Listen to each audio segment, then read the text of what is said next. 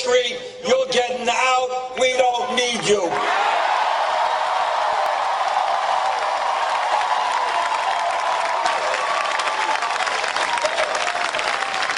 In this country today, we have a federal minimum wage of $7.25 an hour. That is a starvation wage. We've got to raise that minimum wage to a living wage.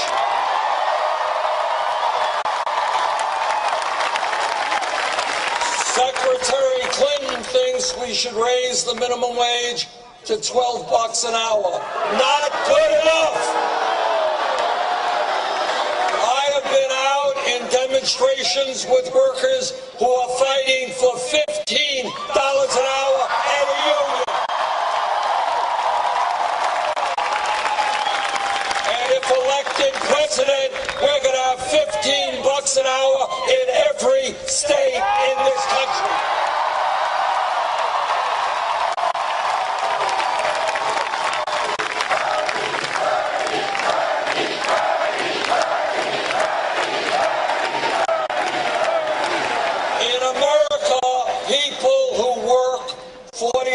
A week should not live in poverty.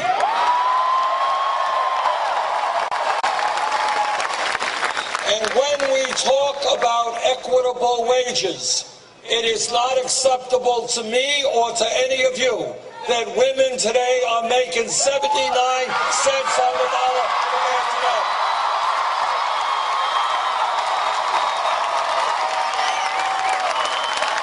And I know that every man here will stand with the women in the fight for pay equity.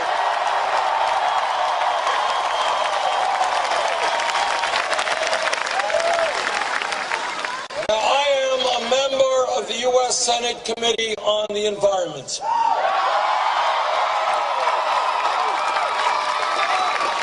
And I don't have to tell anybody in California what the scientists all over this world are telling us. And that is that climate change is real.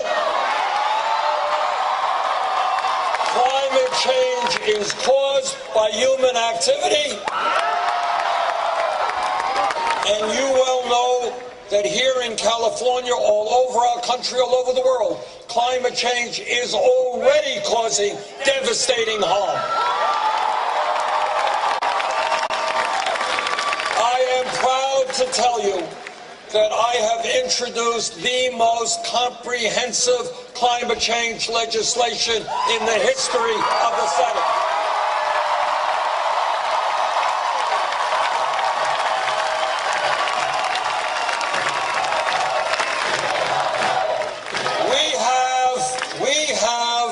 As custodians of the planet, which is what we are, we have a moral responsibility to make certain that the planet we leave our children and future generations is one that is healthy and habitable.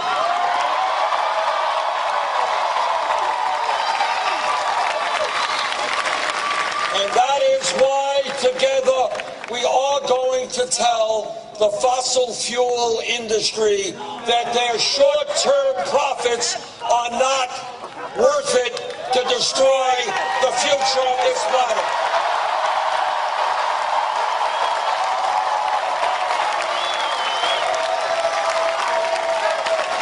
And together we are going to transform our energy system away from fossil fuel to energy efficiency and sustainable energy.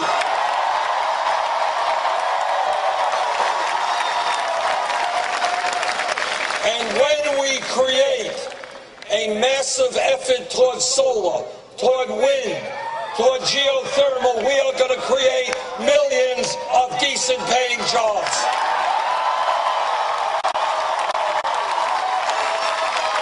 I believe that climate change is a global crisis and that we have got to be extremely aggressive in transforming our energy system.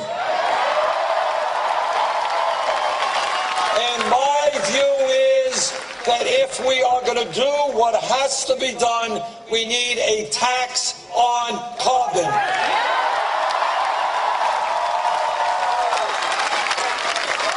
That is my view. That is not the view of Secretary Clinton.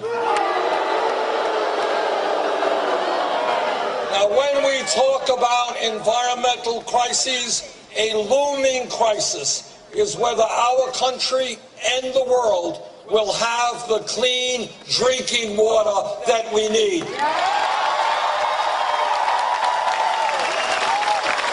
I believe that now is the time to ban fracking in America.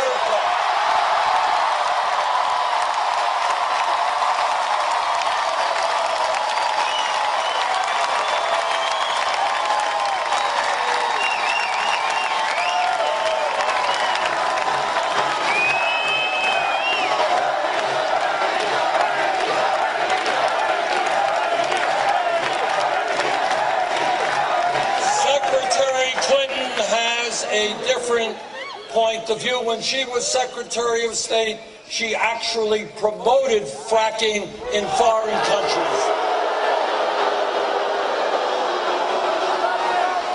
All of you know that one of the very important functions of a president is to conduct sane foreign and military policy. The most important foreign policy decision made in the modern history of this country was over the war in Iraq. I listened very carefully to what President Bush and Dick Cheney and all those guys had to say. I didn't believe them.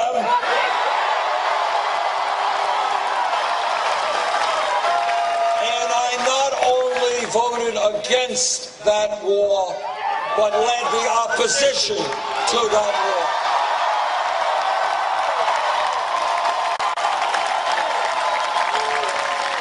And it gives me no joy to tell you that much of what I said way back in 2002 in terms of my fears of the destabilization of the Middle East turned out to be true. Now, Secretary Clinton was then senator from New York State. She heard the same evidence as I did. She voted for that disastrous war.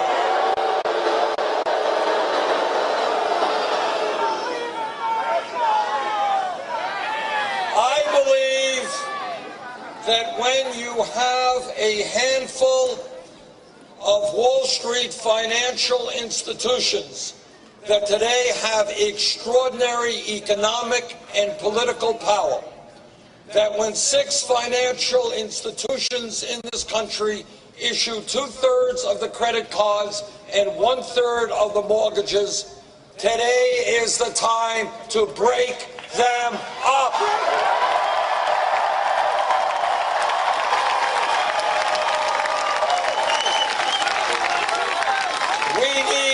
Financial system that works for small and medium-sized businesses and for consumers, not an institution that functions as an island unto itself, only concerned about their profits.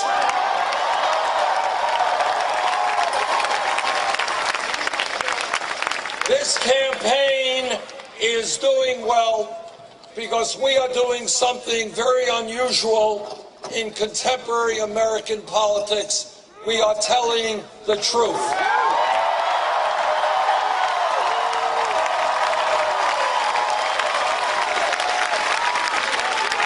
And the truth is not only that we have a corrupt campaign finance system, the truth is that we have a rigged economy.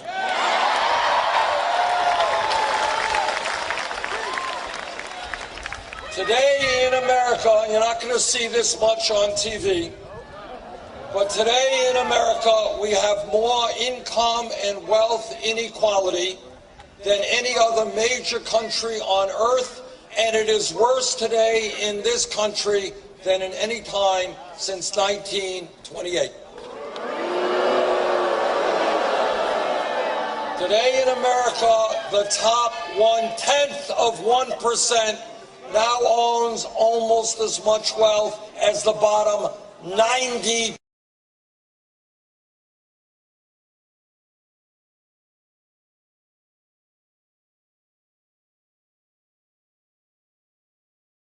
People, 20 people own more wealth than the bottom half of America, 150 million Americans.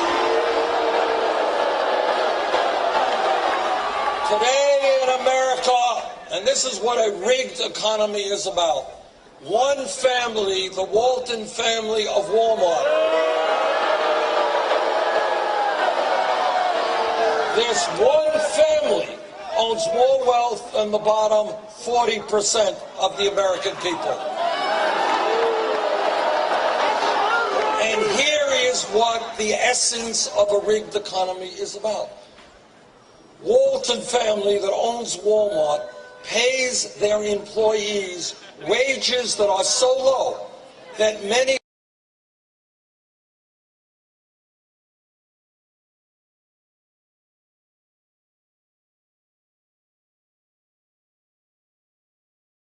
to subsidize. How crazy is it that the middle class has to subsidize the wages of the wealthiest family in America? So I say to the Walton family, get off of welfare, pay your workers a living wage.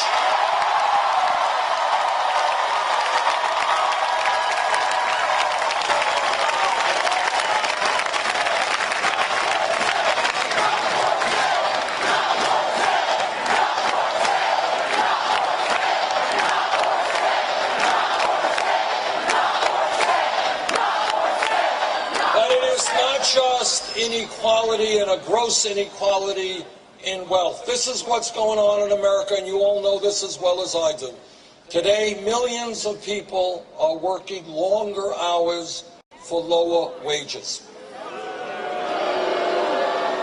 Today in America, we have millions of people who are working not one job, they're working 2 jobs and 3 jobs just to assemble enough income and health care to take care of their families.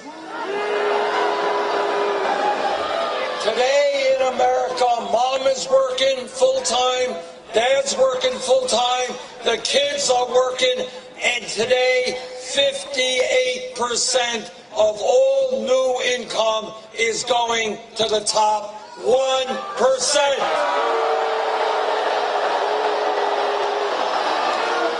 Brothers and sisters, our job is to create an economy that not just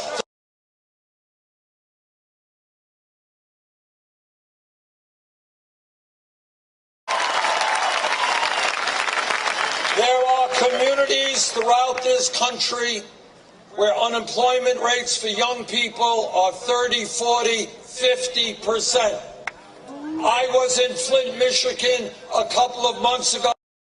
Is the young people of this country.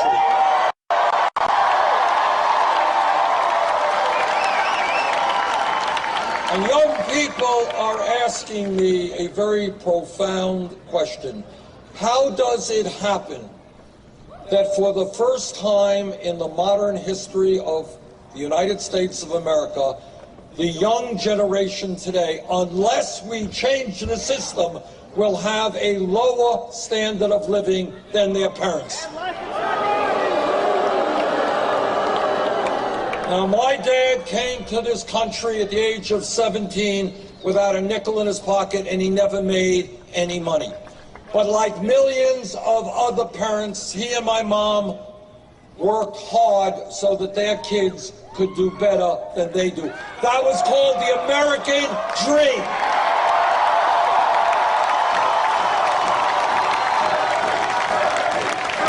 And the American American dream is the essence of what this country is supposed to be about. Parents work hard so their kids can do better.